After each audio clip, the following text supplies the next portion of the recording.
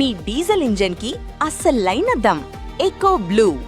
జనసేనాని పవన్ కళ్యాణ్ తెలంగాణ నడిగడ్డ పైన అడుగు పెట్టబోతున్నారు.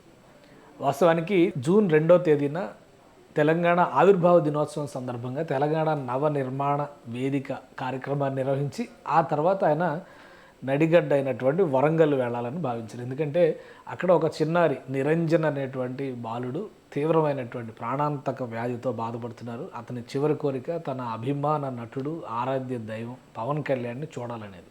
సో పవన్ కళ్యాణ్ గారు ఇక్కడ హైదరాబాద్ నగరంలో కూటమి ముఖ్యంగా పార్టీకి సంబంధించినటువంటి సాధకుల సమావేశం పూర్తయినాక వరంగల్ వెళ్ళాలనుకున్నారు. అయితే అప్పుడు కుదరలేదు, ప్రభుత్వం అనుమతి ఇవ్వకపోవడం, అసలు సాధకుల సమావేశానికి అనుమతి ఇవ్వకపోవడం, ఈ గొడవలు రాద్ధాంతం ప్రెస్ మీట్ అన్నీ మనం చూసాం. ఆ తర్వాత ఢిల్లీలో ఒక స్పెషల్ ప్రోగ్రామ్ని ఆర్గనైజ్ చేశారు. ఒక కీలకమైనటువంటి భేటీ జనసేన పార్టీ నిర్వహించింది. సేనా ప్రస్థానం పేరుతో ఈ భేటీ ద్వారా దేశం మొత్తానికి ఒక మెసేజ్ ఇచ్చింది.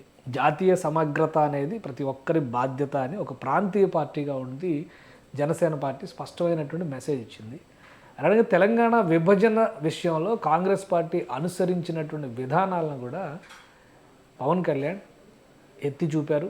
తప్పు జరిగిందనేటువంటి అంశం పైన నిలదీశారు. పదే పదే రాజ్యాంగాన్ని గురించి ప్రస్తావించేటువంటి కాంగ్రెస్ నేతలు ఒక రాజకీయ పార్టీ సమావేశానికి తెలంగాణలో పర్మిషన్ ఇవ్వకపోవడం పైన ఆక్షేపణ వ్యక్తం చేశారు. ఇవన్నీ ప్రకటనల నేపథ్యంలో ఆయన ఢిల్లీ నుంచి వస్తున్నారు. అంటే ఈరోజు ఢిల్లీ నుంచి వస్తున్నారు. రేపు నేరుగా జూన్ 17వ తేదీన హనుమకొండలో అడుగు పెట్టబోతున్నారు. పార్టీ శ్రేణుల నుంచి వస్తున్నటువంటి సమాచారాన్ని బట్టి చూస్తే భద్రకాళి ఆలయానికి వెళ్ళి ప్రత్యేక పూజలు చేసేటువంటి అవకాశం కూడా ఉంది. సో దీని తర్వాత అక్కడ నిరంజన్ అనేటువంటి బాలుడిని పరామర్శిస్తారు, అతనితో కొంత సమయం గడుపుతారు. సో ఇది పవన్ కళ్యాణ్ గారి యాక్టివిటీ. అయితే అక్కడికి వెళ్ళడానికి పర్మిషన్ ఇచ్చారా లేదా అనే దాని మీద స్పష్టత లేదు. అయితే పవన్ కళ్యాణ్ యాత్రని అడ్డుకునే అవకాశాలు ఎంతవరకు ఉన్నాయనేది కూడా కొంత సందేహమే. అలానే పవన్ కళ్యాణ్ తెలంగాణ విభజన పైన చేసినటువంటి వ్యాఖ్యల నేపథ్యంలో విభజించిన విధానాన్ని వ్యతిరేకిస్తున్నాం, తెలంగాణ రాష్ట్ర ఏర్పాటును వ్యతిరేకించడం లేదు, తెలంగాణ విభజించిన విధానం పైన ఆక్షేపణ ఉంది అనేటువంటి ఒక విమర్శ చేయడం వలన కాంగ్రెస్ పార్టీ విభజించింది కాబట్టి ఆటోమేటిక్గా కాంగ్రెస్ పార్టీ వ్యతిరేకిస్తుంది.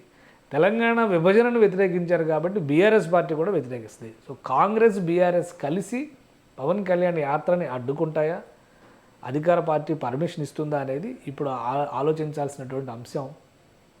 ఈ ఉద్రిక్తతల నడుమ వరంగల్ అనగానే తెలంగాణ నడిగడ్డ అంటారు, ఉద్యమానికి కూడా ఖిల్లా లాంటి ప్రాంతం. సో అలాంటి చోటకి పవన్ కళ్యాణ్ వెళ్ళబోతున్నారు. సో ఆయన వెళితే ఏం జరుగుతుంది అనేది రాజకీయంగా చాలా ఆసక్తి రేకెత్తిస్తున్నటువంటి అంశం.